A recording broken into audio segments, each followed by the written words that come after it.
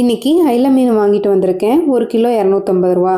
இந்த மீனை ரொம்ப எண்ணெய் போட்டு டீப் ஃப்ரை பண்ணாமல் கொஞ்சம் எண்ணெய் விட்டு ஹெல்த்தியாக தோசைக்கல்லில் எப்படி ஃப்ரை பண்ணுறதுன்னு வாங்க பார்க்கலாம். மீனை க்ளீன் பண்ணி நல்லா வாஷ் பண்ணி வச்சுருக்கேங்க. இப்போ நம்ம மீன் வறுக்க மசாலா ஆட் பண்ணிக்கலாம். நான் வீட்டில் ரெடி பண்ண மசாலா பவுடர் ஆட் பண்ணியிருக்கேங்க. இப்போ கொஞ்சம் உப்பு ஆட் பண்ணிக்கலாம். மீனில் மசாலாலாம் நல்லா கோட் ஆகிற மாதிரி நல்லா மிக்ஸ் பண்ணி விட்டுக்கலாங்க. இது ஒரு 1/2 அன் ஹவர் அப்படியே விட்டுறலாம். அப்போ தான் மீனில் நல்லா அந்த மசாலா ஃப்ளேவர் இறங்கி சாப்பிட்றக்கும் நல்லா டேஸ்ட்டாக இருக்குங்க.